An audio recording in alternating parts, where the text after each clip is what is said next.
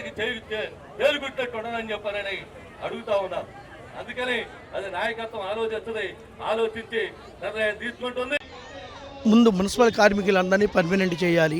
అదే రకంగా సుప్రీంకోర్టు తీర్పు ప్రకారం 29,000 రూపాయలు ఇవ్వాలి.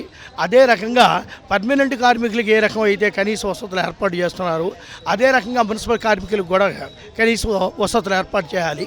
పోయినసారి జగన్మోహన్ రెడ్డి పాదయాత్ర చేస్తున్నప్పుడు ఏం చెప్పాడు అంటే, మా మున్సిపల్ కార్మికులు తల నిమిరి మీకోసం మీరు చేస్తున్న కష్టం ఎవరూ చేసేది లేదు, అటువంటి మీరు దేవుళ్ళతో సమానం కాబట్టి మిమ్మల్ని నేను పర్మనెంట్ చేస్తాను అని చెప్పాడు.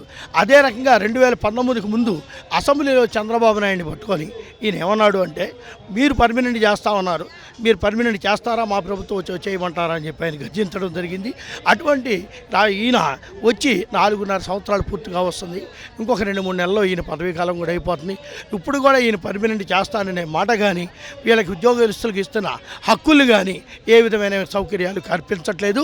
ఈయన కరోనా టైంలో చెప్పింది ఏంటి అంటే, ఏ కార్మికుడు ఏ ఉద్యోగి కూడా ఇంట్లోంచి బయటికి రాని పరిస్థితుల్లో మున్సిపల్ కార్మికులు ఆ రోజున తమ ప్రాణాలకు తెగించి మాస్కులు లేకపోయినా ఎటువంటి కనీస సౌకర్యాలు మీరు ఏర్పాటు చేయకపోయినా అనేక వీధుల్లో కష్టపడి పిల్లల్ని వదిలి చిన్నపిల్లలు ఇంట్లో ఉన్న చిన్నపిల్లలను కూడా వదిలి అనేకమైన బాధలు పడుతూ ఈ కార్మికులు రావడం జరిగింది. ఆ రోజున కరోనా వెళ్ళిపోయిన టైంలో నువ్వేమన్నావు అంటే, ఈ మున్సిపల్ కార్మికులు దేవుళ్ళతో సమానం, ఒక డాక్టర్లు కూడా చేయలేని పని వీళ్ళు చేయగలిగారు, వీళ్ళు మాకు దేవుళ్ళతో సమానం అన్నావు. ఆ కార్మికులు పర్మనెంట్ కార్మికులకి లేదు. అదే రకంగా ఇవాళ రోజున అవుట్సోర్సింగ్ చేస్తున్న కార్మికులకు కూడా ఇవ్వకోకుండా ఇవాళ కూడా వీళ్ళు ఏంటంటే కొంతమంది పర్మనెంట్గా ఉన్న ఉద్యోగస్తులు కొంతమందిని పెట్టుకొని ముఖ్యమంత్రి ఈ సంఘాలకు తాబేదారులుగా ఉన్న కొంతమందిని పెట్టుకొని ఏదో పని పూర్తి చేద్దాం అనుకుంటున్నాడు. కానీ ఎట్టి పరిస్థితుల్లో ఈ పోరాటం మమ్మల్ని పర్మనెంట్ చేసేదాకా, మాకు కనీస వేతనం ఇచ్చేదాకా ఆగదని చెప్పి మేము మీకు తెలియజేయడం జరుగుతుంది. ప్రభుత్వంలో ఉండే వాళ్ళ సలహాదారులకు కానీ ముఖ్యమంత్రి కానీ వీళ్ళకిచ్చే జీతభత్యాల వల్ల వీళ్ళు చేసుకునే దుబారా ఖర్చు వల్ల తప్ప ఈ సంక్షేమ పథకాల వల్ల ఖర్చు అవ్వట్లేదు. ఇవాళ్ళు కూడా రాత్రి డిబేట్లో చూపించారు, సంక్షేమ పథకాలకు ఇచ్చింది అంతా వీళ్ళకి ఇచ్చేది అంతా. నువ్వు సంక్షేమ పథకాలు ఎవరి కోసం ఇస్తున్నావు? నువ్వు నీ ఓట్ల కోసం ఇస్తున్నావు, నీ ప్రయోజనాల కోసం ఇస్తున్నావు. కానీ వీళ్ళు తెల్లవారుజాము లేచి పసి పిల్లల్ని వదిలి ఇంట్లోంచి భర్తను వదిలి బయటకు వచ్చి 10-11 దాకా పనిచేసి వీళ్ళు ఇంటికి వెళ్ళేటప్పుడు వండుకునేటప్పుడు మళ్ళీ 2 గంటల మస్తరకు వచ్చేటప్పుడు ఈ కార్మికులకు ఇవ్వడానికి ఖజానా ఖాళీ అయిందని ఏ రకంగా అంటున్నావు నువ్వు? ఆ రోజున పాదయాత్రలో ఏం చెప్పా? వీళ్ళు అడిగారా నిన్ను? అడగలేదుగా.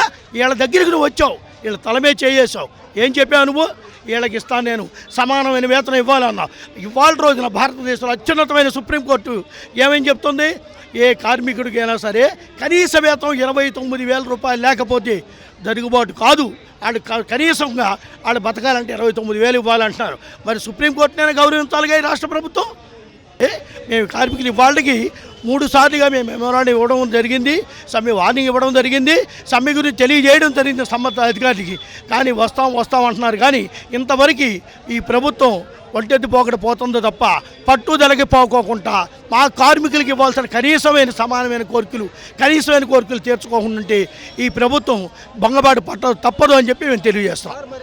ప్రజల్లో మాత్రం మార్పు వచ్చింది. ప్రజల్లో ఈయన ఏదో చేస్తాడు, వాళ్ళ నాన్నగారి కంటే బాగా చేయగలడు అనే ఉద్దేశంతో ఈయన ఒక్కసారి అన్నప్పుడు ఏదో చేద్దాం అనుకున్నాం. అంతకుముందు ముఖ్యమంత్రి ఏదో చేశాడు అని కాదు, ఈయన అంతకంటే బాగా చేయగలడు అనుకున్నాం.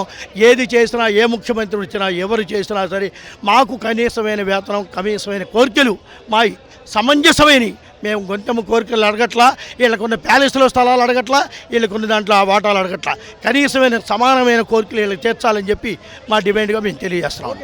అందుకని కార్మికులకు ద్రోహం చేయొద్దు, కార్మిక ద్రోహిగా చరిత్ర 2 సంఘాలు కూడా వెంకయ్య కానీ దానికే వచ్చింది. సమ్మెలో ఇవాళ పాల్గొన్నారు. సాయంత్రం అయినా సరే మాట్లాడి వాళ్ళు కూడా తెంతండి. మనం చెప్పడమే లేదు, మనం రమ్మనడమే ఆలస్యం. వెంటనే దూకేదానికి సిద్ధంగా ఉన్నారు. ఇప్పుడు ఇంతకు ముందు అడుగుతా ఉన్నారు, రేపా మాపా చెప్పండి అని చెప్పారని. ఎవరిటువంటి అవసరం ఉంది కాబట్టి ఆ రకమైనటువంటి పద్ధతుల్లో 1-2 రోజులు